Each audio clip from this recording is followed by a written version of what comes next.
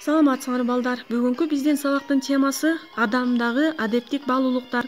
Анда эмесе сабагыбызды баштаардан мурда темабызга ылайык жагымдуу маанай түзүп алалык. Адамгерчилиги бийик, эмгеги элге сиңген инсандарыбызды бир карап алалык.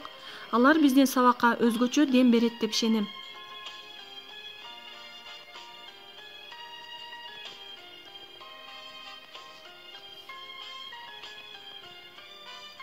Сабактын максаты адамдагы асыл сапат адамгерчилик экендигин билебиз. Гумандуулук жана кайрымдуулукту айырмалай алабыз. Кайрымдуулук атуулдук парызыбыз экендигин түшүнөбүз. Адамгерчилик деген адамдарды өз ара мамилелери, адептик сапаттар ак пейилдикти, адамдарды урматтоочулукту жана боорукерликти камтыйт. Адамгерчиликтүү адам кең пейил болот. Мындан тышкары адамгерчилик сапатка жөнөкөйлүк жана чынчылдык кирет. Адамгерчилик бул өзүн сыйлоодон башталат. Өзүн сыйлаган бала башка бирөөнү да сыйлай алат.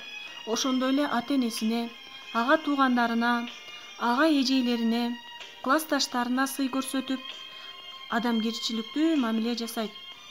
Төмөнкү класстын окуучусу чоңдук кылган жогорку класстын окуучусун тартипке чакыруу бул адамгерчиликке жана адилеттикке кирет.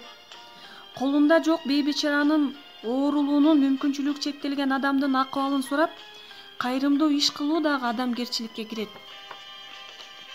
Адамгерчилик бул бир адамдын экинчи бир адамга анын ким экенине карабай жасаган жакшы мамилеси, жардамы, сыйы жана колдоосу.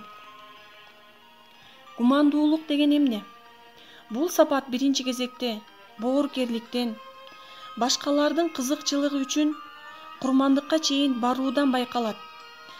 Айкөл, кеңпейил, башкаларга урмат, сый, боорукерлик менен кайрылган адамды гумандуу адам дейбиз. Андай адам баласына эле эмес, бардык жан жаныбарларга, өсүмдүктөргө да көңүл бөлүп, боорукерлик менен карайт. Ар бир адам өзүнө башкалардын жакшы, татыктуу мамиле жасоосун каалайт. Гумандуу көрүнүштөрдү кыргыз эли ар дайым жогору баалаган. Бул элибиздин Ооз-2 чыгармаларында дагы кеңири берилет. Мисалы, Манас баатырдын адамдык касиеттери, сапаттары жөнүндө окусак, анда бабабыз биринчи кезекте боорукер, гумандуу болгондугун билебиз. Манас чынында эле тардыкка, тайкылыкка, майдалыкка барбаган кемеңгер баатыр, айкөл болгон. Ал адамдардын жакшы сапаттарын баалай билип, майда кемчиликтерине кечирим менен караган. Кайрымдуулук коомубузда өзүнүн байлыгын бир бөлүгүн мектептерди, ооруканаларды, искусствону жана илимди өнүктүрүүгө жумшаган бай адамдар бар. Алар меценаттар деп аталат. Меценаттар колдоочулар деп которулат.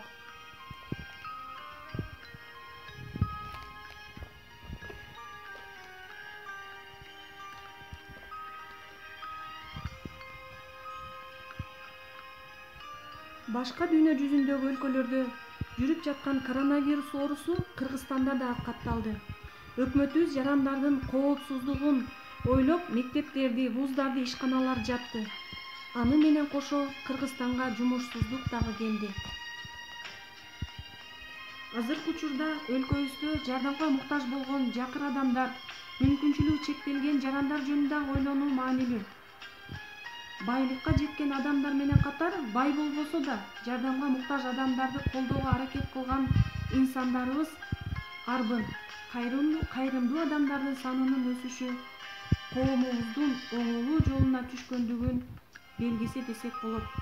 Кайрымдуулук, жакшылык кылуу, жардамга муктаж болгон жакыр адамдарга көмөк көрсөтүү, коомдун жыргалчылыгы үчүн пайдалуу иш жасоо.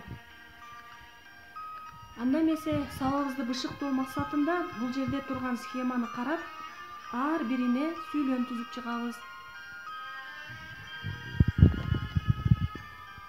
Ал эми үйгө тапшырма болсо, кайрымдуулук, атуулдук парзыбыз деген темада аңгеме түзөбүз. Анда эмесе сабагыбызды жыйынтыктайлы. Кайрадан жолугушканча саламатта туруңуздар.